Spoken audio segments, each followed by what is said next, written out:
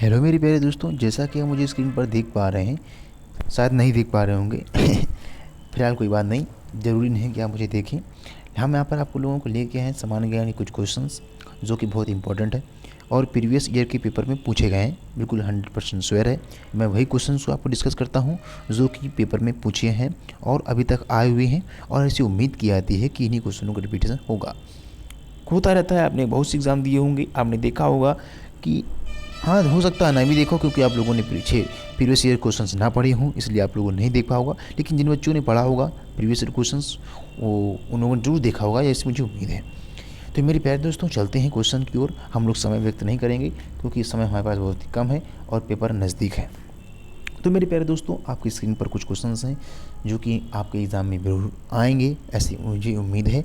और इस टाइप के क्वेश्चन आपसे पूछे जाएंगे, क्योंकि प्रैक्टिस करने में क्या जाता है, हम लोग अगर इस टाइप के क्वेश्चन पढ़ते रहेंगे जो पूछे गए हैं, तो अगर आ भी जाएगा तो कोई दिक्कत नहीं हो, नहीं आएगा तो नॉलेज बढ़ जाएगा, सिंपल सी बात है।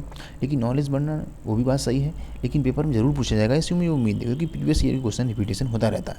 तो चलते ही मेरे प्यारे दोस्तों, हम लोग सीधी सीधी, आप जहाँ भी पढ़ रहे होंगे पढ़ते रहिए, कोई दिक्कत नहीं, लेकिन इस वीडियो को भी आप देखते रहिए, क्योंकि कहीं ना कहीं आपके लिए सफलता की ओर आपको ले जाएगा, ऐसी मुझे उम्मीद है।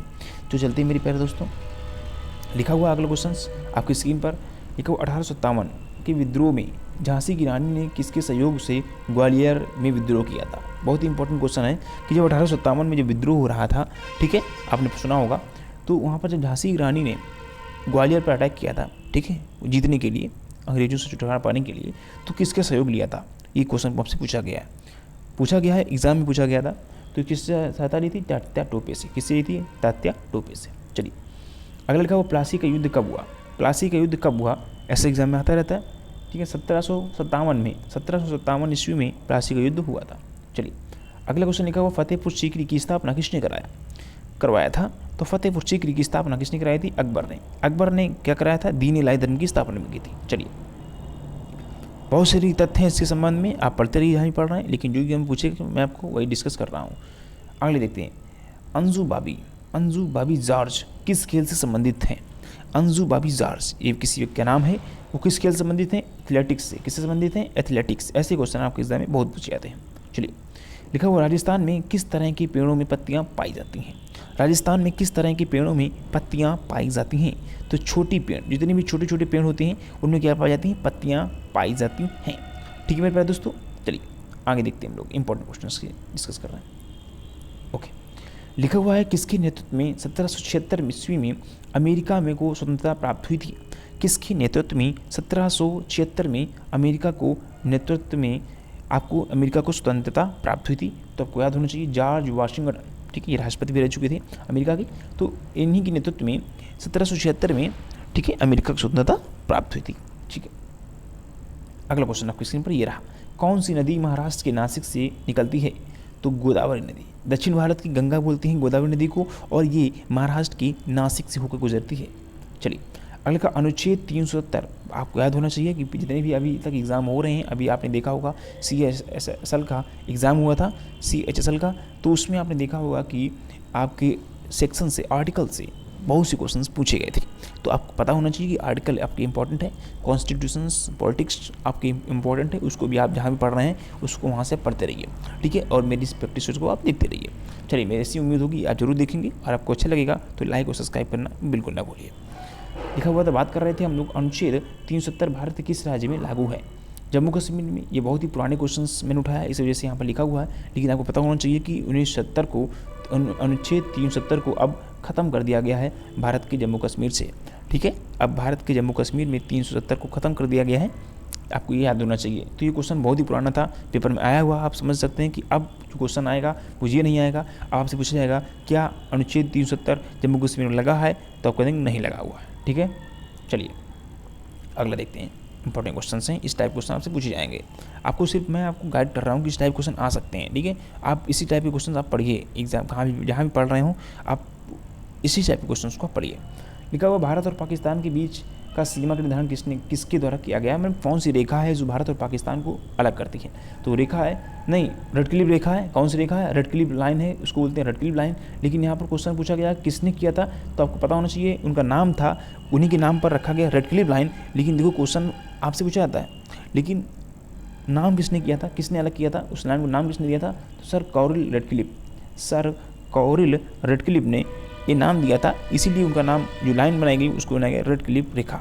ये आपको एक साथ किसी क्वेश्चन आपने नहीं पढ़ा होगा, आज पहली बार इस यहाँ पर पढ़ रहे हैं इस क्वेश्चन को, ठीक है। चलिए अगले का, ब्रह्मांड में विस्फोटी तारा किसको कहते हैं, विस्फोटी तारा, अभिनव तारा को किसको बोलते हैं, अभिनव तारा को ब्रह्मांड में विस्फोटी तारा कहते हैं। चलिए अगला लिखा हुआ, गोवा को पुर्तगालों से कब आज़ाद कराया गया, ठीक है। गोवा चूँकि यहाँ पर पुर्तगालों का साम्राज्य था, स्थापित हुई थी, ठीक है, तो इसको कब आज़ाद हुआ, तो 1961 में, 1961 में गोवा आज़ाद हुआ था, ठीक है। इस चीज़ को आप याद रखिए। आगे देखते हैं, 19 दिसंबर की बात है, ठीक है, 19 दिसंबर 1961 को आज़ाद हुआ था पुर्तगालों से। चलिए अगला क्वेश्चन लिखा हुआ कि शाहनामा के लेखक कौन है, फिरदौसी। कौन है, फिरदौसी। मेरे साथ पढ़ते रहिए और धीरे धीरे हम पढ़ना है, क्योंकि आपको याद होता रहे और आपको वापस इसको ना पढ़ना पड़े। एक ही बार आप पढ़िए क्योंकि टाइम कम है, एक बार जितने से ज़्यादा क्वेश्चन आप पढ़ लेंगे, आपको मुझे उम्मीद होगी भाई वहाँ पर ऑब्जेक्टिव टाइप के क्वेश्चन होते हैं। अगर आपने जीएस में ऐसा पढ़ लिया, बहुत से ढेरों क्वेश्चन आपने पढ़े हैं, तो कहीं ना कहीं आपके माइंड में वहाँ पर क्लिक करेगा और आप सही ऑप्शन लगा पाएंगे। अगर आपने एक ही बार किसी भी क्वेश्चन को अगर आपने एक बार पढ़ा होगा तो वहाँ पर आप सही टिक मार लेंगे, ऐसी मुझे उम्मीद है। इसलिए क्वेश्चन सबसे ज़्यादा से ज़्यादा पढ़िए, ठीक है। आपको जहाँ से क्वेश्चन मिल पाए वहाँ से पढ़िए, मैं ये नहीं कहता हूँ मेरे चैनल से पढ़िए, आपको जहाँ भी क्वेश्चन मिले वहाँ पढ़िए, बस पढ़ते रहिए और देखते रहिए। खुद जीएस ऐसा पोर्सन है, आप अधिक से अधिक क्वेश्चन हल कर सकते हैं, वहाँ पर सॉल्व कर सकते हैं मिनटों में, ठीक है। ये नंबरिंग क्वेश्चन होता है, नंबरिंग स्कोर होता है, यहाँ पर आप जितना ज़्यादा स्कोर कर पाते हैं कर लेते हैं, कोई वो दिक्कत वाली बात नहीं, जो सही है वो सही है। इसलिए मैं आपसे बार बार कहूँगा कि ज़्यादा से ज़्यादा आप क्वेश्चन को पढ़िए, 1000, 2000, 3000, 4000 तक क्वेश्चन पढ़ डालिए प्रीवियस ईयर के, और आप निश्चित तौर पर मान लीजिए कि आपको जीएस में असफल होने से कोई नहीं रोक सकता। चलिए मेरे प्यारे दोस्तों आगे बढ़ते हैं। लिखा हुआ, अंतिम मुगल बादशाह जो शासक था बहादुर शाह जफर की हत्या कहाँ हुई थी, तो पता नहीं रंगून में। कहाँ हुई थी, रंगून। बहुत ही इंपॉर्टेंट क्वेश्चन यहाँ पर है कि जो अंतिम मुगल शासक पूछ सकता कौन था, तो बहादुर शाह जफर था। हत्या कहाँ हुई, रंगून में हुई। महात्मा गांधी की पत्नी का नाम क्या था, सही पता, कस्तूरबा बाई। देखिए आप याद रखिए, ऐसे क्वेश्चन भी आपसे पूछे गए हैं, ठीक है। ये मत समझिए कि सस्ता क्वेश्चन है, हल्का क्वेश्चन है, लेकिन पूछे गए हैं, क्या करोगे, पढ़ना पड़ेगा। भारतीय राष्ट्रीय कांग्रेस के संस्थापक कौन थे, ए.ओ. ह्यूम। हमने बताया था भारतीय राष्ट्रीय कांग्रेस की स्थापना कब हुई थी, 1885 में हुई थी। किसने की थी, ए.ओ. ह्यूम ने की थी, आपको कन्फर्म होना चाहिए। अगला क्वेश्चन आपके स्क्रीन पर ये रहा, स्वतंत्र भारत के प्रथम भारतीय गवर्नर जनरल कौन थे, तो स्वतंत्र भारत के जो प्रथम भारतीय गवर्नर जनरल थे सी राजगोपालाचारी थे। स्वतंत्र भारत के प्रथम गवर्नर जनरल, पहले हुआ करते थे वायसराय, जब भारत आज़ाद हुआ तो बना दिया गया गवर्नर जनरल, ये आपको याद होना चाहिए। इसी को बोलते थे पहले वायसराय, जब आज़ाद नहीं हुआ था, जब आज़ाद हो गया भारत देश तब उसको बोलने लगा, उसी वायसराय को बोलने लगा गवर्नर जनरल। जो पहले थे सी राजगोपालाचारी, इनका लेखक, इन्होंने राइटर भी थे, लेखक भी हैं, ठीक है। अब नहीं रहे, कोई बात नहीं, आगे बढ़ते हैं, पास करते हैं। चलिए क्वेश्चन लिखा हुआ है कि, चलो मैं इंक बदल लेता हूँ, थोड़ा सा कलर चेंज करता हूँ क्योंकि मेरे पास व्यवस्था है कलर चेंज करने की। चलिए लिखा हुआ, प्रार्थना समाज की स्थापना किसने की, पता हो चाहिए, आत्माराम पांडुरंग। बहुत से बच्चे इसमें गलती कर देते हैं, प्रार्थना समाज के लिए देते हैं दयानंद सरस्वती, ठीक है, लेकिन उन्होंने आर्य समाज की स्थापना की थी। प्रार्थना समाज की स्थापना की थी वो किसने की थी, आत्माराम पांडुरंग, ठीक है। अगला क्वेश्चन, करें लोकसभा के कार्यकाल की अवधि कितनी होती है, 5 वर्ष होती है। कितनी साल होती है, 5 वर्ष। ये माइनस नहीं लगा हुआ, ये टेस्ट लगा हुआ, ठीक है। तो 5 वर्ष होती है लोकसभा कार्यकाल की अवधि, ठीक है। अगला लिखा हुआ, चोल प्रशासन की मुख्य विशेषता क्या थी, जो चोल शासन था दक्षिण भारत में चल रहे थे, ठीक है, चोल थे, राष्ट्रकूट थे, तो चोल प्रशासन की मुख्य विशेषता क्या थी, ग्रामीण स्वायत्तता। क्या थी, ग्रामीण स्वायत्तता, ठीक है। रेशम की कीड़े का भोज्य पदार्थ क्या होता है, शहतूत की पत्तियाँ, आपको पता होना चाहिए, ठीक है। अगले क्वेश्चन का, किस शासक ने ग्रांड ट्रंक रोड का निर्माण कराया, तो शेरशाह सूरी ने ग्रांड ट्रंक रोड का निर्माण कराया। बहुत अच्छा, इसने प्रथा जिसने चलाई थी, ठीक है, रोड बनवाने की। बहुत सारी चीज़ें हैं, ये इंपॉर्टेंट है। ग्रांड ट्रंक रोड किसने बनाया, तो शेरशाह सूरी का नाम सबसे आगे आता है। चलिए, किस स्थान पर सिंधु घाटी सभ्यता का बंदरगाह स्थित है, लोथल में। बहुत बार क्वेश्चन पूछा गया है कि पत्तन बोलते हैं इसी को, तो लोथल है, ठीक है। पत्तन को बोल सकते हैं, बंदरगाह को पत्तन भी बोलते हैं हम लोग, क्या बोलते हैं, पत्तन, ठीक है, याद रखिए इसको, पत्तन ही बोलते हैं। अगला आपने पिछला वीडियो पे देखा होगा पार्ट फर्स्ट, तो आपको पता होगा ये चीज़। आगे देखते हैं। चलिए, कुछ क्वेश्चन 3 में 4 बचे हुए हैं जो जीएस के थे, और भी हैं, हम आगे की बात करेंगे। चलिए, यहाँ पर क्या लिखा हुआ है कि विजयनगर साम्राज्य का हिंदू राजवंश किसके पराजय से समाप्त हुआ। विजयनगर साम्राज्य में जो हिंदू राजवंश था वो किसके पराजय के बाद समाप्त हो गया था, तो रामराज के पराजय के बाद समाप्त हो गया। A passage to India, a passage to India पुस्तक किसने लिखी थी? बहुत इंपॉर्टेंट क्वेश्चन है, बहुत बार पूछा गया। अ पैसेज टू इंडिया ये पुस्तक है E.M. Poster E.M. फोस्टर ने इस पुस्तक को लिखा हुआ था, ये आपको याद रखना होगा। E.M. फोस्टर ने, किसने लिखा था? E.M. फोस्टर ने इस पुस्तक को लिखा हुआ था, अ पैसेज टू इंडिया। अगला क्वेश्चन का, स्वतंत्रता प्राप्ति के बाद भारतीय राष्ट्रीय कांग्रेस की पहली बार विभाजन कब हुआ? देखिए, स्वतंत्रता हो चुकी थी, उसके बाद भारतीय राष्ट्रीय कांग्रेस का विभाजन भी हुआ। तो पहली बार विभाजन कब हुआ था? 1969 में। 1969 में पहली बार, ठीक है, भारतीय राष्ट्रीय कांग्रेस का विभाजन भी हुआ। ठीक है, आगे देखते हैं। कौन सी रेखा विषुवत रेखा के समांतर है? तो अक्षांश रेखा। अक्षांश जो रेखाएं होती हैं, सिंपल सी बात है, अक्षांश रेखा क्या होती है? विषुवत रेखा के समांतर होती हैं। देखिए, आपने देखा होगा, अगर आपको बात करूँ, ठीक है, तो अगर मैं बात करूँ तो देखते हैं कोई खाली पेज होगा मेरे पास। चलिए, फिर हमने कहा कि भाई देखो, ये होता है गोलार्ध। क्या है ये? गोलार्ध है। ये मैंने कह दिया, ये उत्तरी गोलार्ध हो गया, उत्तरी ध्रुव हो गया, ये दक्षिण ध्रुव हो गया। ठीक है, और ये जो होती है रेखाएं होती है, ये जो रेखाएं, ये रेखाएं जो क्या बोलते हैं? इनको बोलते हैं देशांतर रेखा। क्या बोलते हैं? देशांतर रेखा बोलते हैं इनको। ठीक, और जो ये रेखाएं होती हैं, कौन सी रेखाएं होती हैं? इसे ये गोलार्ध बना हुआ पृथ्वी मान लीजिए, तो ये जो रेखाएं हैं ये क्या है? इनको बोलते हैं अक्षांश रेखा। क्या बोलते हैं इनको? इनको बोलते हैं हम लोग अक्षांश रेखा। तो ये जो अक्षांश रेखाएं हैं, तो अक्षांश रेखा इसी को बोल देते हैं। बीच रेखा, बीच वाली जो रेखा होती है ये है अक्षांश रेखा। सभी अक्षांश रेखाएं, लेकिन जो बीच की लाइन है 0 डिग्री, कौन सी डिग्री? 0 डिग्री, इसको बोलते हैं विषुवत रेखा। इसी विषुवत रेखा को बोलते हैं अक्षांश रेखा। ठीक है, बात सिंपल समझ में आ गई होगी। ठीक है, तो ये अक्षांश रेखाएं होती हैं और ये क्या होती हैं? देशांतर रेखाएं होती हैं। ठीक, चलिए, आपको बात समझ में आ रही होगी। तो जहाँ पर थे हम लोग वहीं पर आते हैं। बात समझ में आ गई होगी। और सी क्वेश्चन हमारे पास हैं, मैं उनको भी डिस्कस करने का प्रयास करूँगा। कुछ क्वेश्चन हैं, चलिए, अब शायद जिसके कई बचे हुए हैं समान ज्ञान, तो देख लेते हैं फटाक से जल्दी इन क्वेश्चनों को समय वक्त न करते हुए। क्या लिखा हुआ? कह रहा है कि कौन सी विटामिन घाव को भरने में सहायक होती है? तो विटामिन के, जो विटामिन के है वो घाव को भरने में क्या करती है? सहायता प्रदान करती है। याद रखिए इस क्वेश्चन को। अगला क्वेश्चन लिखा हुआ है आपके सामने स्क्रीन पर। चलिए, लिखा हुआ है संप्रदर्श से शरीर का कौन सा भाग संप्रभावित होता है? तो तंत्रिका तंत्र। कहने का मतलब ये है कि सांप के काटने से कौन सा भाग प्रभावित हो जाता है? सांप काट लेता है तो क्या दिक्कत होती है? तो तंत्रिका तंत्र, जो रीढ़ की हड्डी होती है उसमें दिक्कत आती है और तंत्रिका तंत्र प्रभावित होता है। ठीक है, जिससे मस्तिष्क में प्रॉब्लम हो जाती है। ठीक है, तो जब किसी कांच, संदर्भ मतलब और को समझिए, सांप का काटना ही समझिए, सर्पदंश। ठीक है, जब किसी कांच की छड़ को रेशम से लगाया जाता है तो छड़ पर कौन सा आवेश आता है? तो धनात्मक आवेश आता है। कौन सा आता है? धनात्मक आवेश। बहुत से बच्चों को कन्फ्यूजन होता है, पता तो होता है उनको, लेकिन ये नहीं पता होता आवेश कौन सा आता है। तो याद रखिए, धनात्मक आवेश आता है। चलिए, कुछ इंपॉर्टेंट क्वेश्चन हम लोग बात करने वाले हैं अभी।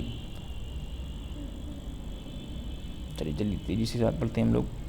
क्या लिखा हुआ है?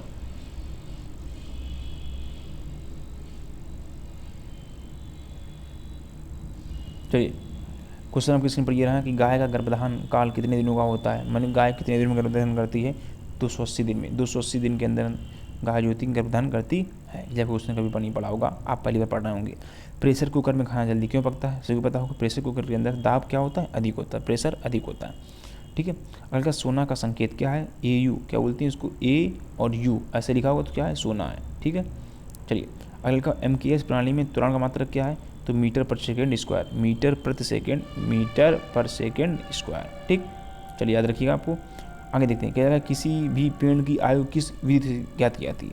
मतलब कोई भी पेड़ है उसकी कितनी आयु होगी, ये कैसे पता करेंगे? तो सिंपल सी बात है, इसकी तना की मोटाई या गोलाई को देखकर। किसको देखकर? गोलाई को देखकर, मोटाई को नहीं।